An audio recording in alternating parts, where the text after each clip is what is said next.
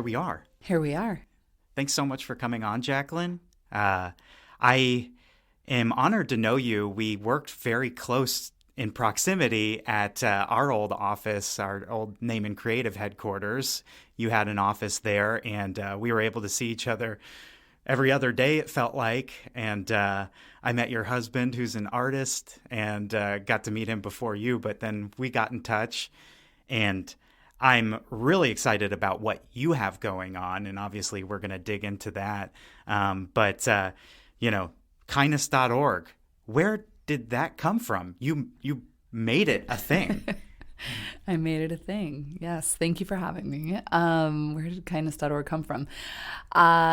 It's like the combination of all the things in my life leading me to that moment where I took a total leap of faith and felt like I wanted to build something that allowed me to daily work toward a better, kinder, more compassionate world. That's amazing. Yeah. It's very admirable. Thank you. People, I think, often think about doing big, bold things like that, or like, hey, there needs to be more kindness in the world. But do they build an organization dedicated to that and then devote their life to it?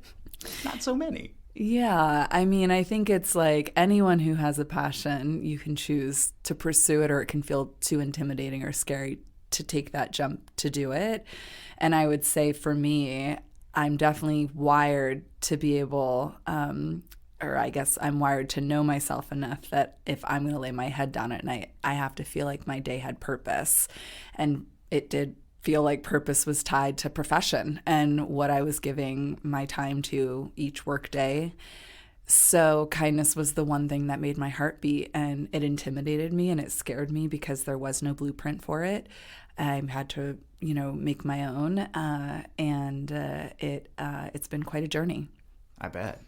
It's exciting in a way when you're navigating new waters where you're in control about here's this new territory and I'm going to set the direction. And if you come up with a new idea or a new direction, you can go, oh, well, let's explore that. But I wanted to roll back a little.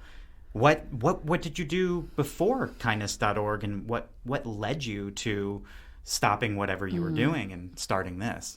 So I've always been in the nonprofit sector and very passionate about the improvement of that space to have impact in the world.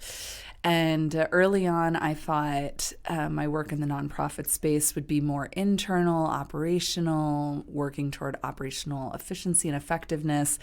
I had always been passionate about volunteering, and while I saw a lot of goodness in the nonprofit space, I also saw a lot of issues and gaps and things that concerned me. It was people that were so well-intentioned and wanted to do a lot to build a better world. But really early on in my career, I fell into fundraising, and that was a really incredible thing to be at the table helping people think about the role of generosity to change the world. So I was in fundraising for a very long time, working both domestically and on an international charity with a focus on the water crisis. And I learned really a lot of so many aspects of why people give, what motivates people to give, and became humbled, to see that and be a part of their journey in giving. So that's what I was doing right before I took this leap to launch kindness.org. Okay. Yeah. So it makes sense that you were kind of set up already in that trajectory, in that world. That's exciting. Before we dive in too deep, I think it's important, to define some things. And I'm kind of interested in, before we dig into all the different things that you're doing within kindness in your organization, can you define kindness? And I imagine it's open to interpretation, but what's your definition? What's your organization's definition of what kindness is? We define it as an action intended to benefit someone, typically at a cost, and we have a little fun with it saying the ABCs. So the action intended to benefit someone at a cost. And it's not to say that kindness always costs money. It's that it costs us something. It's our time. It's our intention. It's our commitment to seeing that other person in front of us and choosing to act on what we're seeing. And I would flip it back and ask you to define it as well, because I think the real power of our work has shown Kindness is personal and intimate and understood by everyone, and yet we all experience it differently. So I'd be curious how you would define kindness. Oh, if, boy. If the interviewee is allowed to interview. No, you're not. And this interview is now over. You broke the rules. No, I'm happy to. This is fun. So there's the golden rule. Do unto others as you would do unto them. I don't necessarily like that. Carl Sagan, one of my heroes, brought up the silver rule. And that, I think, is better. Don't do unto others what you don't want them to do to you. Because I could say, I believe this. I want you to believe it too. And I'm doing what I think is right based on what I believe. And I think being kind absolutely is an action. But I also think it's a restraint of putting your beliefs or intentions on what you think people should do on others, in letting others be. And I think that's kind, because I agree with your definition 100%. So I wanted to also add to that there's the action of kindness, but also there's a being kind of letting letting others live their lives. You could point out, hey, you shouldn't murder people. And that's probably an okay thing to prescribe to someone. I mean, there's like common things, but ultimately, we all have our own trajectories, our own beliefs, our own wants, and as long as we're not harming each other, I think that's important, is not prescribing things to others. And so the silver rule is a big one for me, and I think that's kind. And then you nailed it on your action. What was the B? To benefit. And it absolutely is a cost, and definitely not monetarily. But if you're being kind to someone, I'm going to give them 5 more minutes of my time, or I'm going to volunteer, or I don't need this shirt anime. And so there's that cost. I love the ABCs. I think that's going to be really tangible for anyone listening. That's fantastic. Thank you. And I've never heard of the silver rule, but I want to really validate what you've just said, because that's precisely the work we're trying to do. To me, that restraint is you choosing to do something to benefit them versus yourself. When you're trying to prescribe something, typically it's for yourself. You're thinking you're helping the other person, but it's really your own narrative and your own belief, and you're trying to project it onto somebody else, and you think you're doing it for them. But it's really saying, well, this is my thing, so I want it to be your thing. And I think the restraint is the choice of saying, is this beneficial to them? And how do you delineate that? It's quite complicated, because, of course, we all have our different passions and convictions, perspectives. But I really do think the complexity of it, that's what most fascinates me. Kindness and the work we're doing is trying to rebrand it. It's trying to take away the idea that kindness is soft, fluffy, weak, feminine, and instead give it a real container to live in, which is, it's courageous, it's complex. It can be really difficult to choose kindness. What you've just said is hard to do. And that's the leveling up that I want the world to operate against. I love that. I think there's a lot of things in the kindness realm where it's gotten a bad rap, or there's this perspective on it where it's like, oh, that's a weakness. Like vulnerability in communication or how you treat others, like being vulnerable is the way to open up, to create healthy dialogue and things like that. But, there's been this, like you need to be solid, you need to be strong. And I think being vulnerable is being strong. Being kind is the biggest strength in things like that. I think what you're saying is fantastic. And I think it needs this rejuvenation, whatever it is. It's clear if you look at the world. Number one, I want to say there is absolutely kindness everywhere you look. And I think today it's harder because we live in a society where what makes the news is a car crash or a murder or someone saying something ridiculous instead of profound or positive, because people are drawn to that excitement of negativity. I don't know what that pull is, and I'm sure that you guys have researched that, and I want to get into that. But there is this interesting thing, but I want, for the record, I know that there's kindness out there based on my life experience and who I've met all over the world through my travels. that's the majority. That's the rule, not the exception. It's fixing the exceptions or the sneaky things where people might not know that this small action or inaction is actually causing this ripple effect that's a negative repercussion in the world. With that said, I did a little homework, and we've met before. We had a great meeting when I first wanted to talk to you, and it really resonated with me. I've never forgotten that. On your website, it says you use science to build products, programs, and partnerships that empower people to transform behaviors and choose kindness.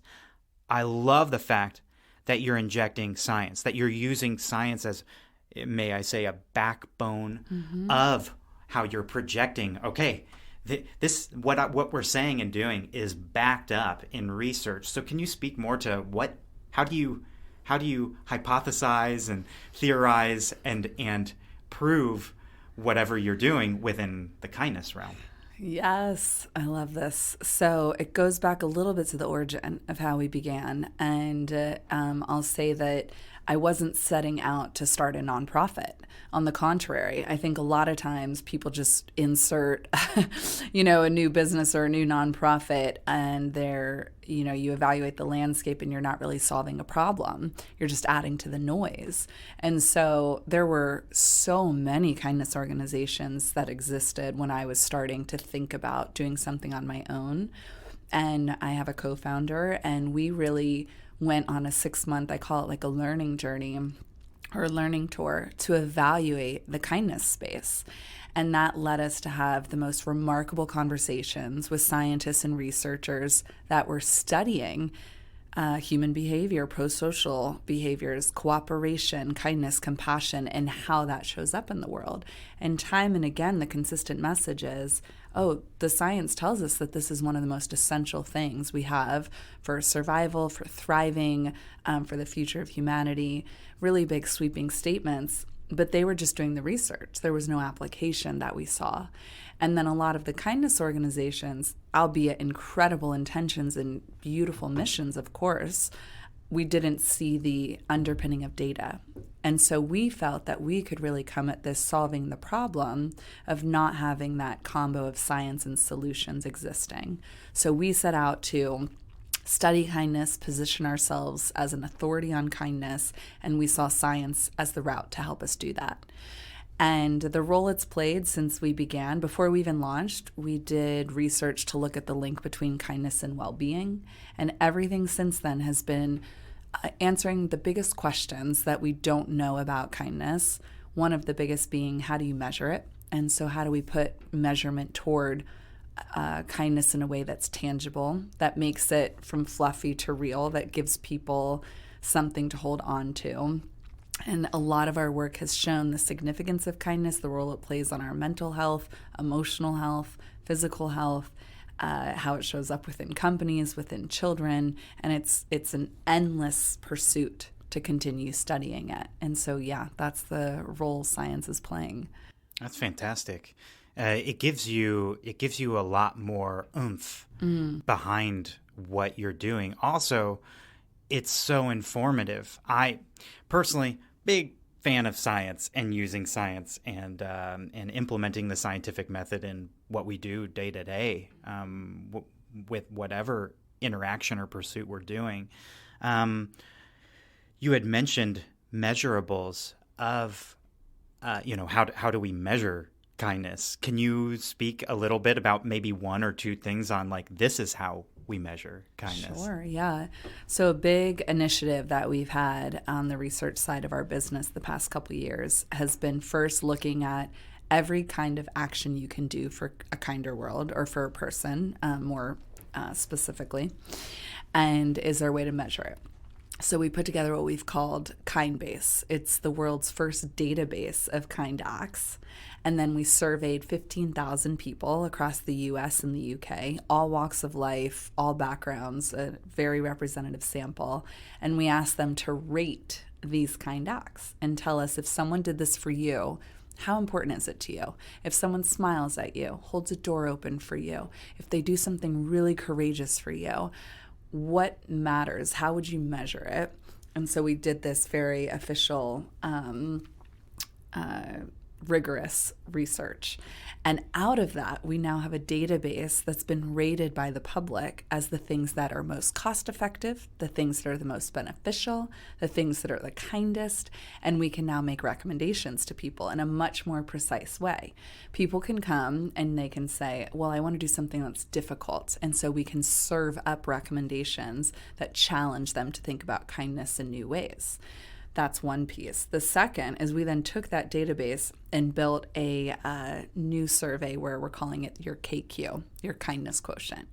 And the idea there, and this is soon to be released, people will be able to come and answer questions of what they'd be willing to do for somebody. And we can then tell them, well, this is what your kindness quotient is. And the quotient is the idea of showing how much you care about others. It's helping you know, do you care about people 85% as much as yourself, 90%? And we can do it based on recipient. So we've looked at it across friend, family, colleague, and stranger so far. And we're expanding that research to look at things like in-group, out-group. What about someone who's different than you? When you see someone, this is the complexity of kindness. When you see someone who's different than you, may it be socioeconomically, age, religion, race, your reactions stem from something, right? We're unkind because of our own fears, our own belief systems, our constraints, the things that we're like, I'm too busy, whatever it is. And so we don't act on kindness. And all of that is what we're interested in helping people overcome. So by giving that tangible measurement, our hope is that people can feel it and touch it, then guiding them to choose kindness in ways that challenge them and get them to think about it differently is where we're taking it. That's fantastic. Thank it's you. almost a way to gamify it too. Yeah, exactly. Like smile at someone, get a point. Yeah. Yes, like exactly. a little treat.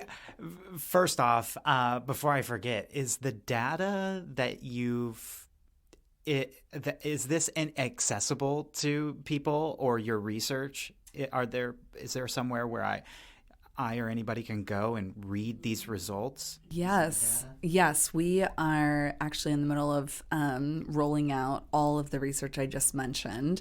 We're starting by submitting it for academic publication, which is always our first step. And then we do the lay version, which becomes like a blog post. So if you visit our site, everything is housed there. Although we are improving how you find it, how discoverable it is. Sure. Yeah. Yeah. Yes. You've got to optimize it in a way or make it more tangible. Tangible is not the word. Digestible. Exactly. Yeah, exactly. because I've read several, research papers. I used to assign it to my students at the Art Institute, where it's like, I want you to be exposed to the format of what a research paper looks like because it's important and there's a reason for it. Yep. But it is a little intense, Yes. and so it's nice that you're also taking the approach of we're going to put it into a nice blog that you can Exactly. eat up. Yeah, it goes back to the way we think of like the science and solutions, because the science is big and complex. Our research hub is called Kind Lab. It's led by an incredible psychologist and evolutionary psychologist from the University of Oxford, and it's heady. So how do we make it accessible? And he is always thinking about not just the research we're producing to the scientific community, but how applicable is it toward actually moving the needle for a kinder world. And we call our research hub Kind Lab. So under our Kind Lab page, you can find most of our outputs, research findings there. Awesome. Yeah. And we'll have links in the show notes Perfect. to your website because Okay. that's fantastic. And I would imagine people are going to want to dive in deeper to this because it's unique and it's important. I wanted to mention that I go for runs through the park near my home. And I always love, it's sometimes the small things when you run past someone that you do not know at all and they give you a wave, or I give them a wave and they wave back and smile, or just even a smile without a wave. One day I counted out of how many people, and for it was like several weeks, I counted how many people waved back. And one day it was like 90% of people waved back to me. It was a morning, and there's a different crowd in the morning versus the night, which I noticed in just my brain calculations. I didn't write this stuff down and do formal research, but it always, no matter what, makes me feel better when someone waves back, smiles back. It's an enormous difference of like the vibe that I take through the next half mile of strides, where it's like, that was nice. That's a nice interaction. We didn't say a word. There's something to that where the most simple things. And so it'd be interesting to see how much the weight of a smile is versus I gave a bag of clothes to someone or I cooked a meal for a family versus a smile. Because I would imagine a smile is actually a decent weight for points or however you measure it in relation to other things because it's powerful. Yes, you're right. I mean, actually, when we did it, we were surprised at how the simplest things had the biggest weight in people's minds. So you're quite right in your own informal experiment that you did. The some of the ones coming to mind, just telling someone they matter.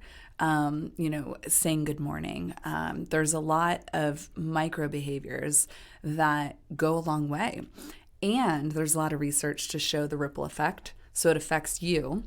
And one of my favorite things to share is that a kind act is the most effective way to boost the well-being of you and another human simultaneously. So in that moment, you felt it and they did too. So they went on their half mile the other direction, also with a boost and pep in their step, quite literally.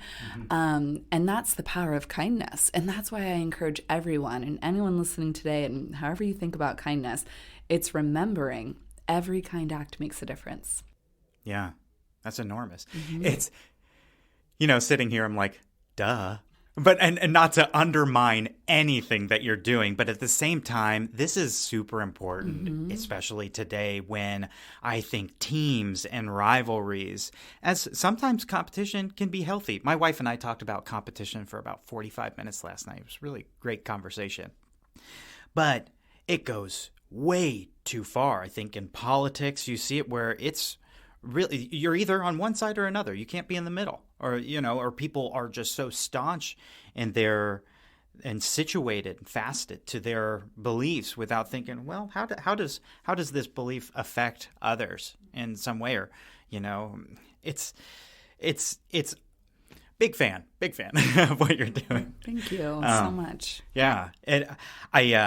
I'm kind of curious, through your research, through your experience, what is one of the most surprising facts or, discoveries that you guys have made or that you've experienced through your journey so far? And maybe it's a hard question to say one thing because you kind of just had mentioned, wow, the weight of something so small is actually so significant. But is there anything else that stands out where it goes, we were studying this and I can't believe that this was the result? Oh, what a great question.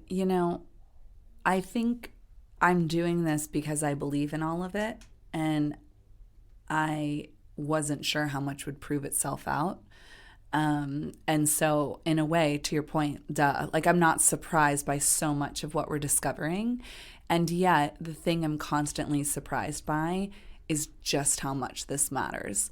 And the more I see it translated, to your point on politics, for example, we funded a small research grant.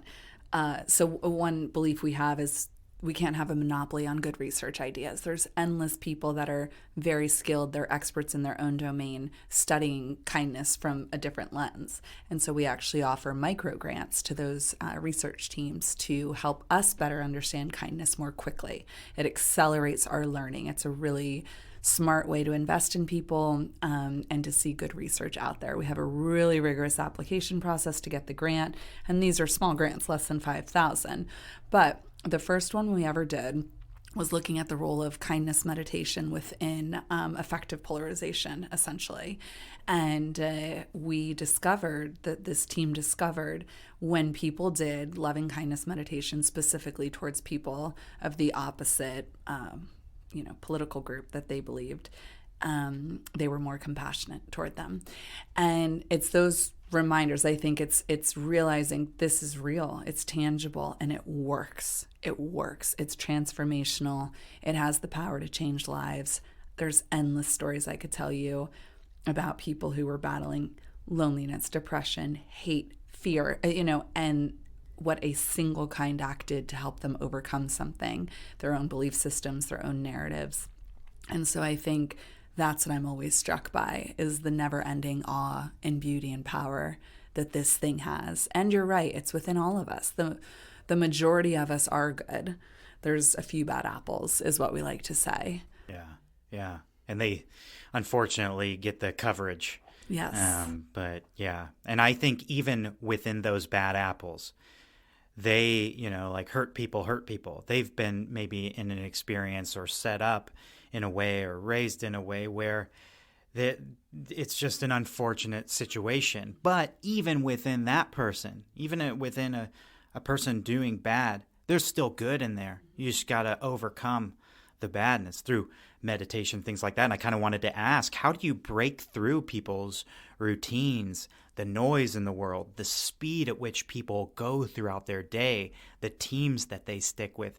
How are you breaking through the noise and, telling people about this, making them act on this, or not making them, but encouraging them to, take a step back to evaluate? What are some of the methods that you use to break through? Yeah. So our mission officially is we educate and inspire people to choose kindness. Some people are the person who needs the research and the science. And so we're there to serve up the educational materials. And some people are drawn to the human side. And so we're there to serve up stories. We love telling stories through videos. We've had multiple viral videos. We had a video that was considered Facebook's most viewed charity video for years. It just, it had exceeded 125 million views or something like that. And was just a simple, not simple, but like a short 3-minute video.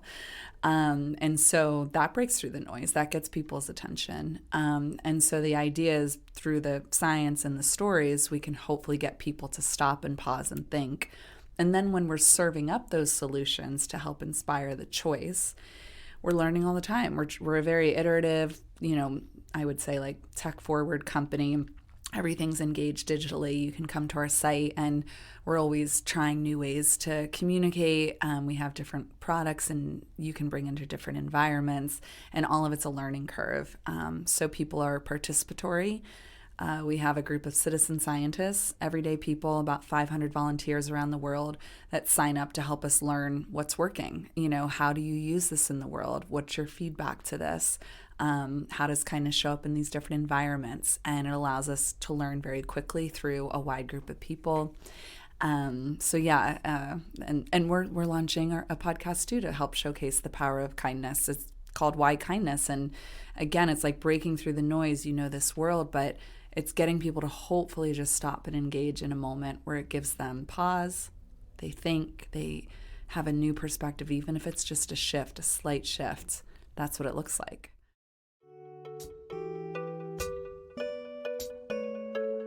Thank you for tuning in to episode 5 of the Naaman Creative Show with Jaclyn Lindsey.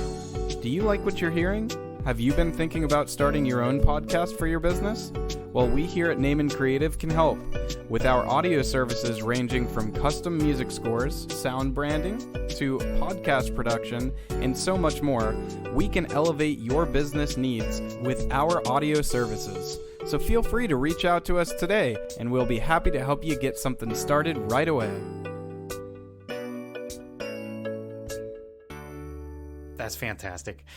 You read my mind, because the next question I was going to ask is, are you guys working on building a podcast? Because if not, can we talk about that? Because it's a great way. You're in people's ears. Yes. You're talking. I imagine you'll have some guests. You'll talk about your research. Exactly. I can't wait for that. Why Kindness? It's called Why Kindness. It actually launches in a week. Oh. And we have an incredible first season lineup of people, really, really notable, prolific people that are so generous to talk about why kindness. And it is the depth of it, Josh. It's not the soft stuff. The stories that are coming out are real and raw and difficult, but necessary to showcase the power of why kindness matters so much in our world.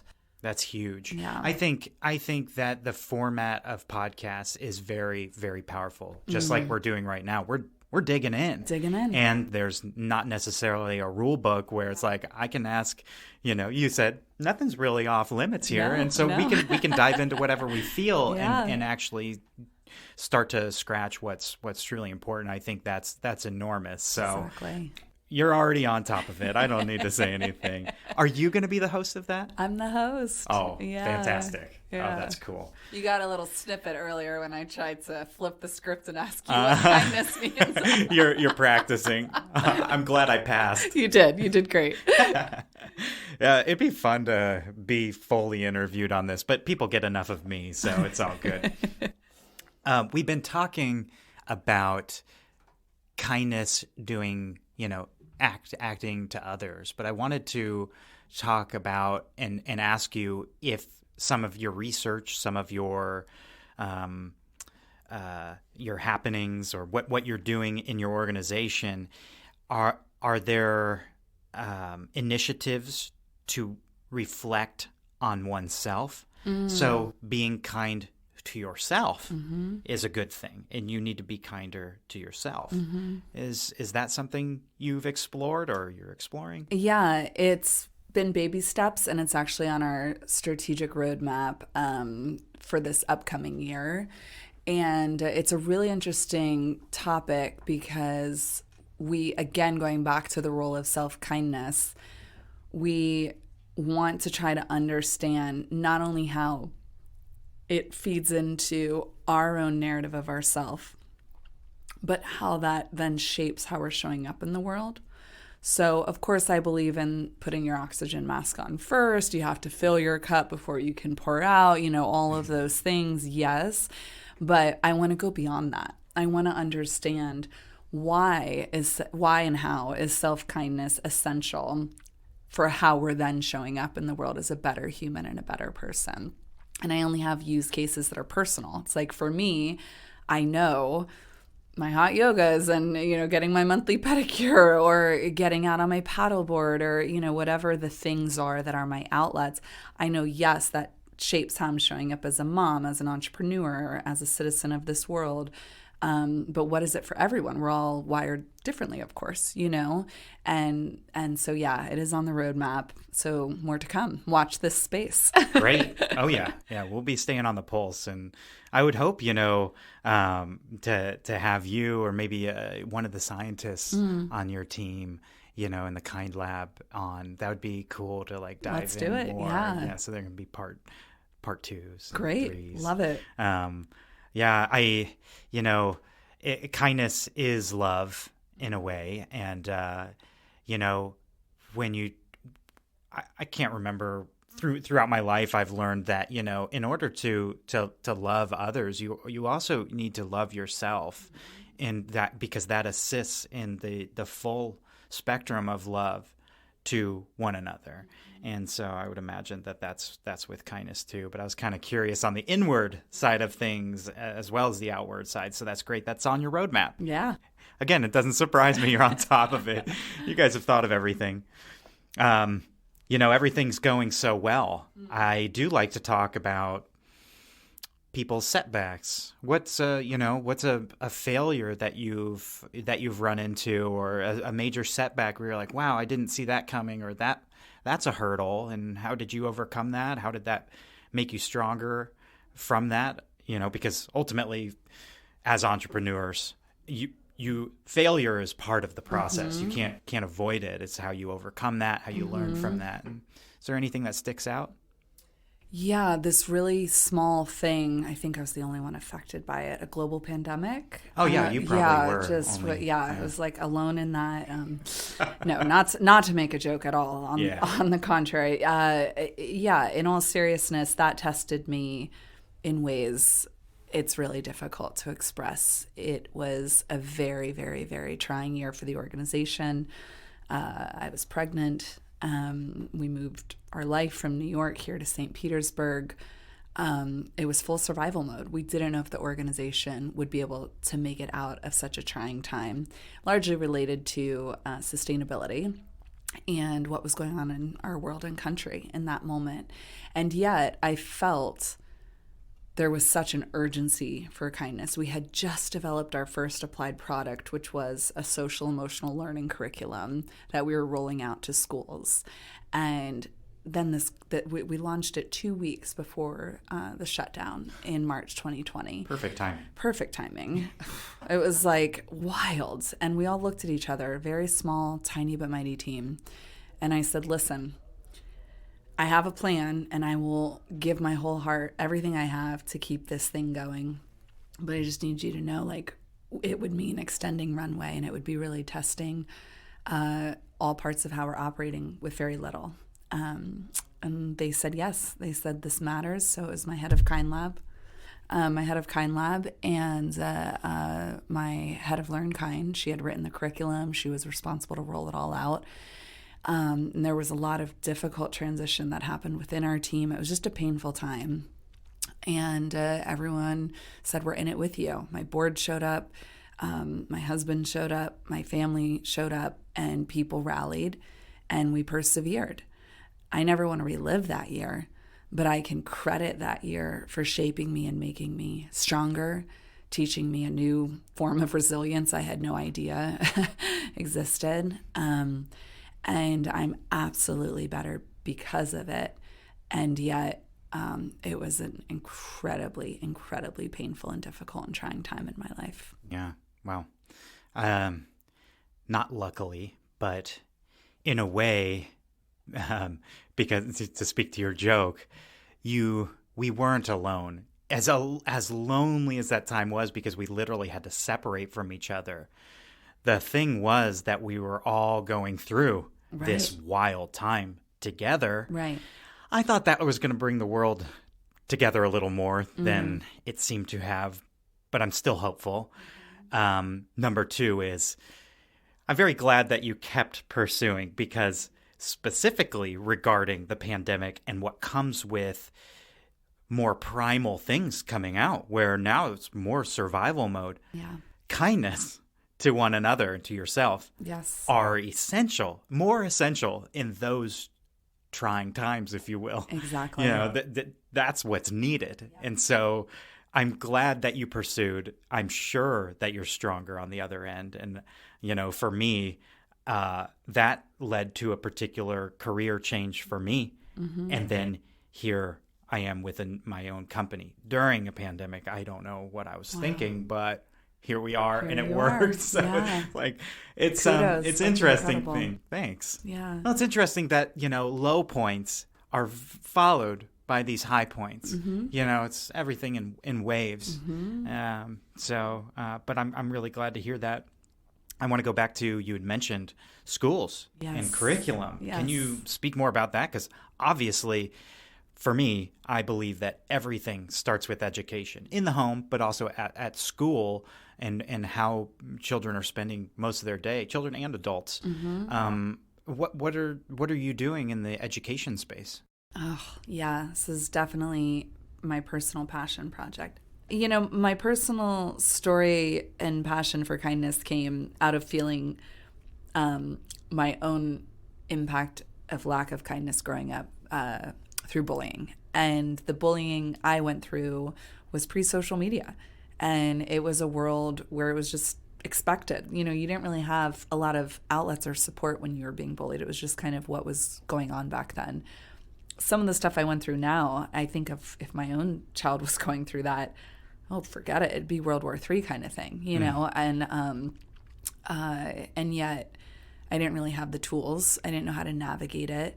And it deeply, deeply affected me. It transformed my belief about myself and how I looked at myself. And so my belief about it being the most important thing we have is because I've seen when we don't have kindness, what it can do. And I've long wanted to think about one of our solutions being something that could affect kids, that could show up in the classroom, and that could hopefully play a role in equipping kids with the tools they need to navigate a very complex world. So, true to the way we think about things, we never build unless we're solving a problem. Our solutions are always about filling a gap, a need, serving up something that is truly useful and meaningful. there's a lot of kindness curricula out there. There's a lot of character building tools out there. So again, we wanted to be thoughtful and make sure we weren't adding to the noise of anything.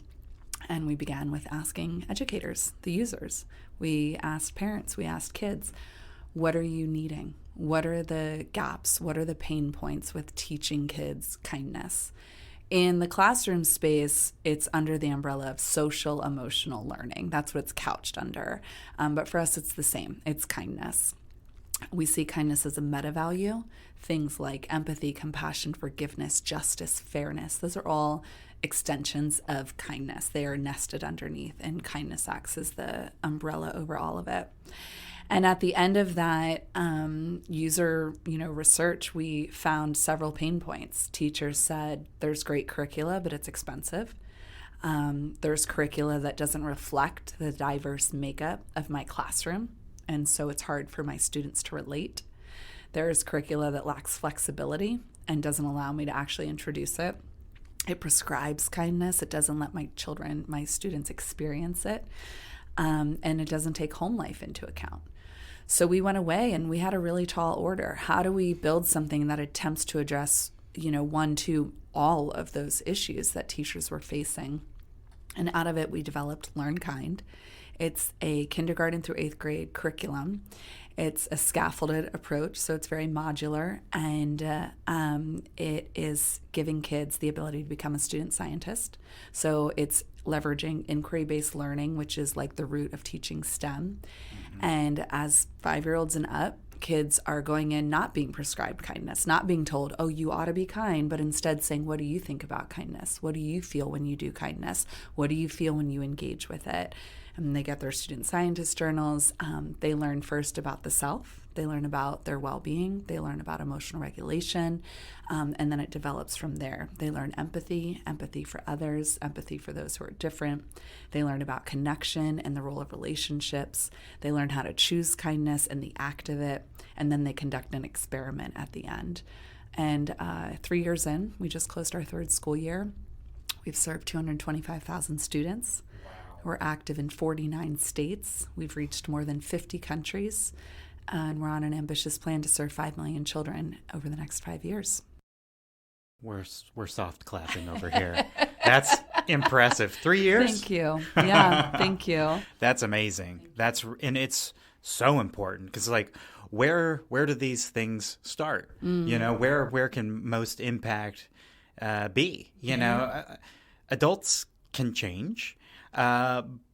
It's a harder journey, and it's important to educate adults, but really the children are the future. As cliche as that is a fact.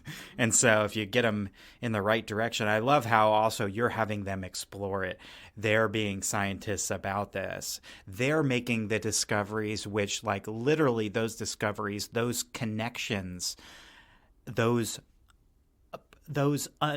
it's a deeper understanding when they discover, this is what it means to be kind, or this is the impact, rather than just don't do that. Right. Be kind. Right. It's deeper than that. So I think that's really effective. Thank you. Again, doesn't surprise me that you guys are going about it in a correct manner, or an efficient way.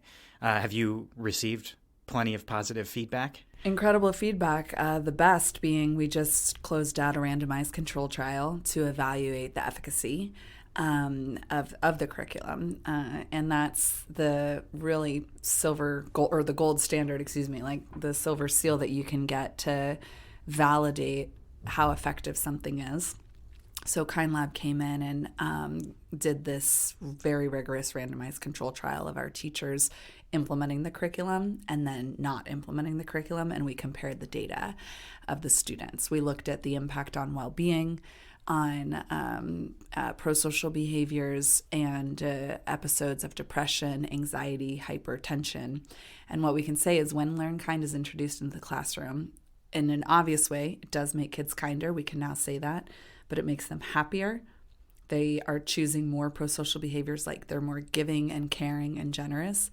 And teachers saw a reduction in episodes of depression and anxiety that their students were bringing into the classroom before the curriculum was introduced. So we now can stand on it and say we're ready to blow the lid off this thing because we know it actually works and it drives meaningful, measurable change in the lives of students. Sure. That's enormous. Yeah. And you have actual data now Exactly. to look and say, here, there's tangible Yes. evidence Yes. of this. Yes. I think that's going to propel you to a next level. You know, you think about PE class or, you know, different things that have been integrated into education. I really feel like this could be something where most schools are like, oh yeah, and we have this thing, of course, this, you know, learn kind is a part of this curriculum, and that's a selling point of schools.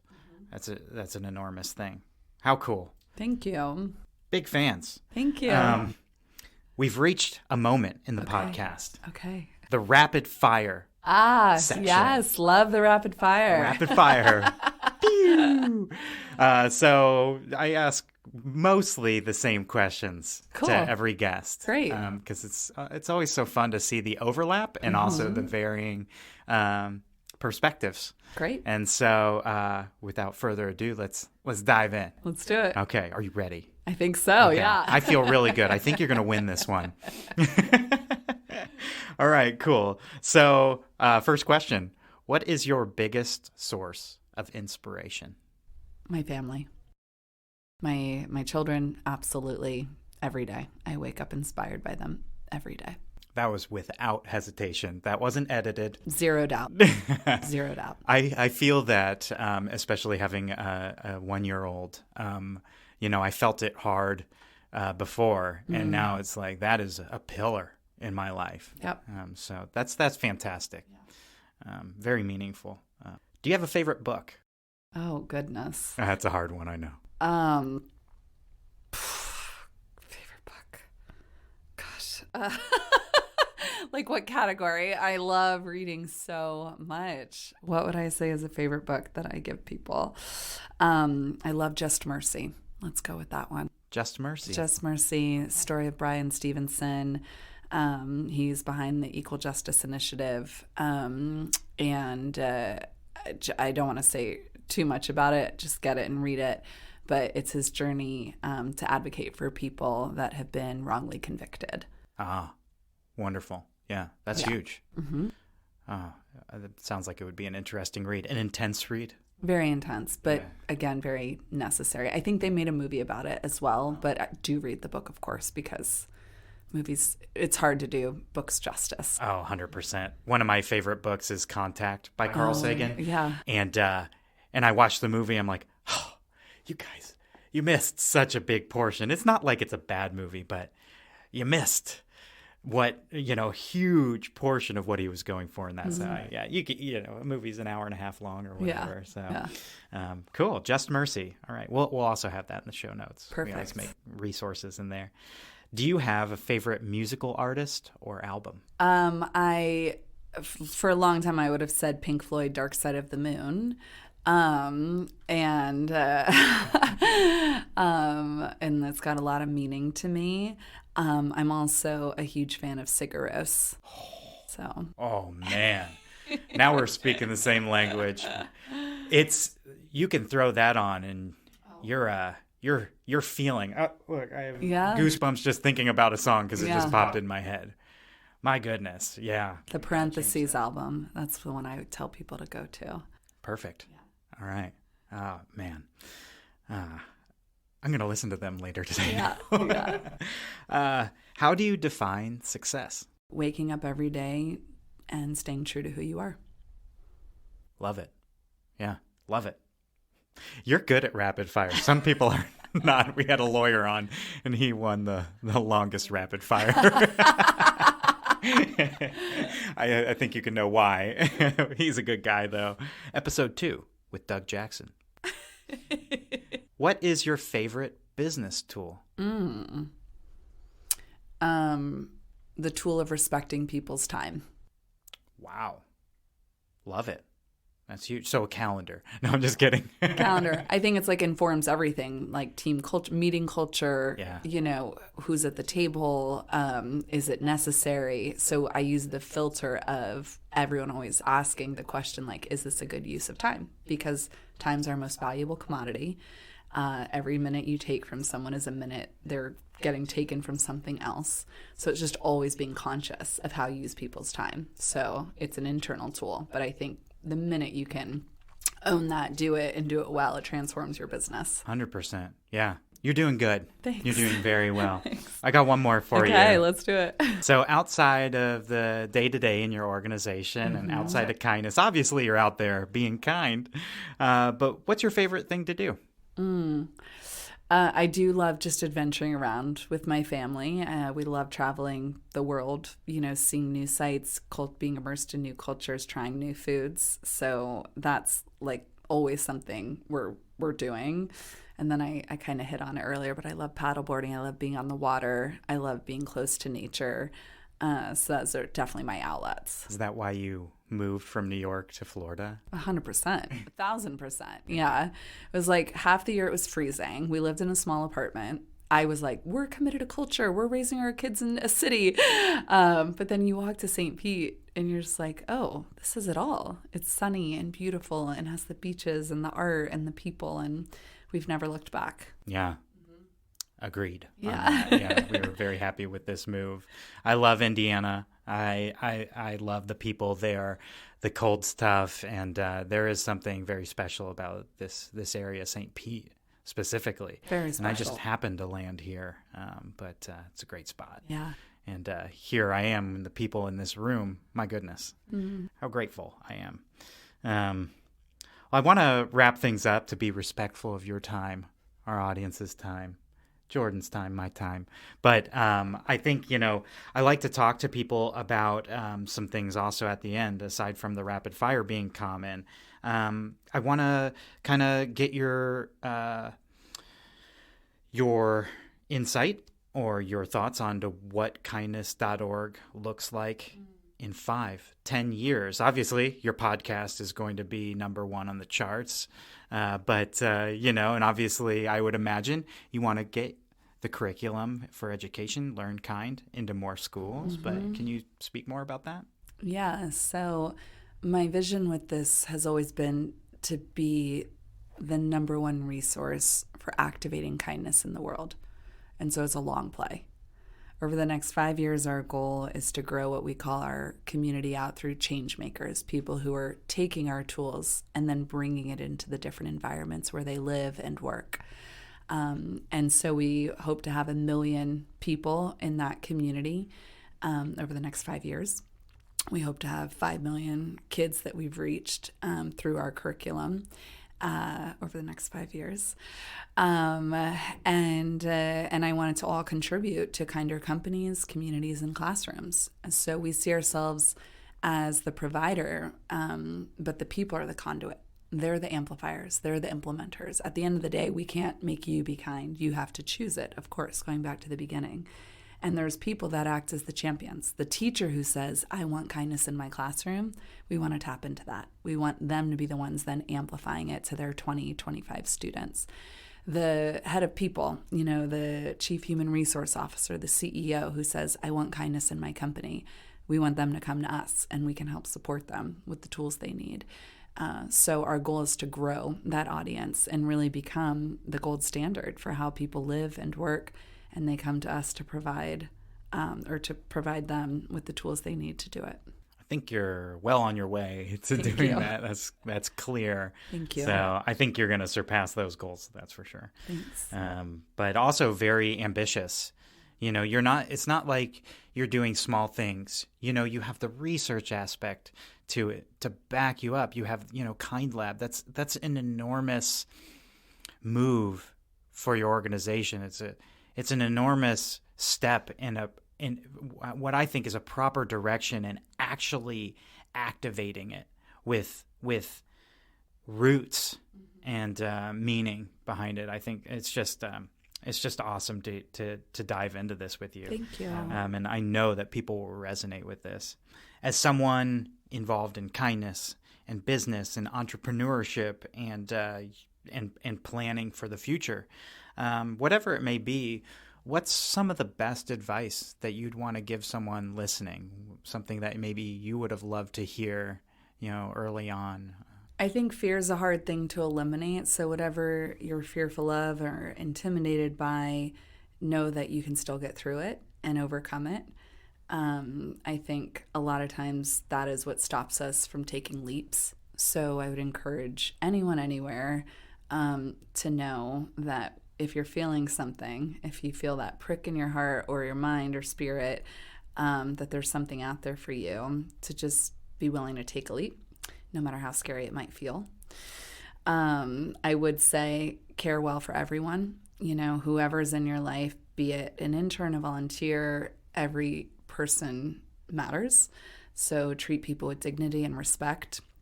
And I think the more business leaders do that, the better business model it is. So you should do it if you need it to feel like it's improving your bottom line, so be it. But at the end of the day, I promise you, it's the best thing you can do as a leader is to care well for every person equally.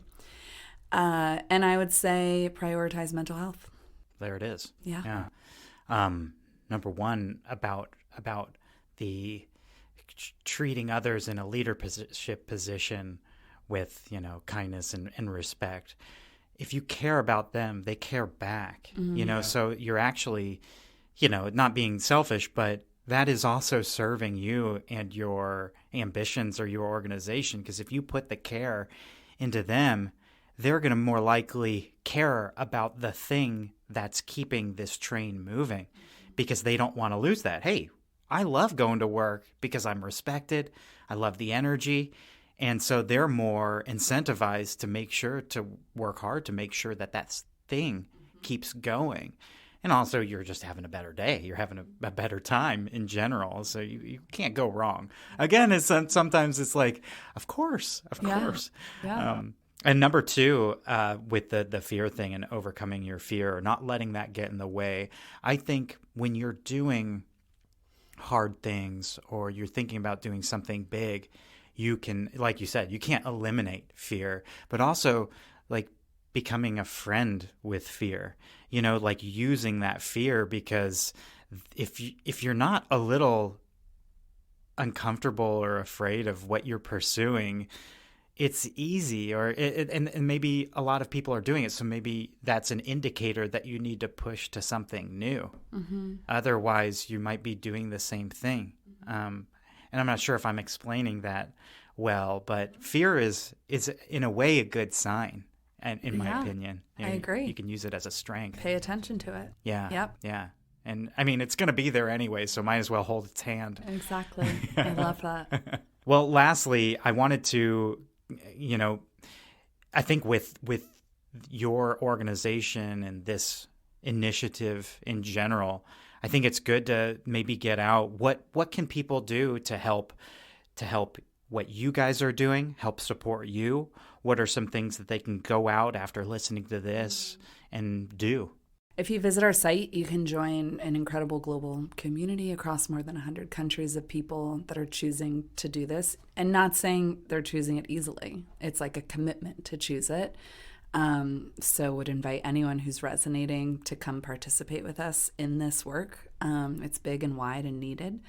And then when you go out in your day, think about one small act of kindness you can commit to do and do it. So that's everybody's homework. Report back. Report back. Everybody has to comment. If you listen to this, you have to comment and say, this is what I did today. And then for every day from now on, you have to leave a comment saying what you did. That's kind. But I love that at least you keep it bite-sized. Mm-hmm. Do one thing a day. Mm-hmm. Say, hey, it's nice to always see you. I hope you're having a good day. Or smile at somebody. Give someone a wave. It's funny. My daughter waves at everybody now. She just, hi, dear. Yeah. It brings joy. I've seen like 2 people where they don't wave back. But majority of people, they're like, oh, hi. And it makes them feel better. You can see it. Absolutely. It goes a long way. Yeah. And I hope this podcast, this discussion goes a long way. I have no doubts. Thank you. I'm a huge fan of what you're doing. And Thank you so much, Josh. Thank you. Really appreciate you taking your time. Oh, my pleasure to be here. This was wonderful. This is awesome. Yeah. Thanks. More to come. Okay. Take Cheers. care. Bye.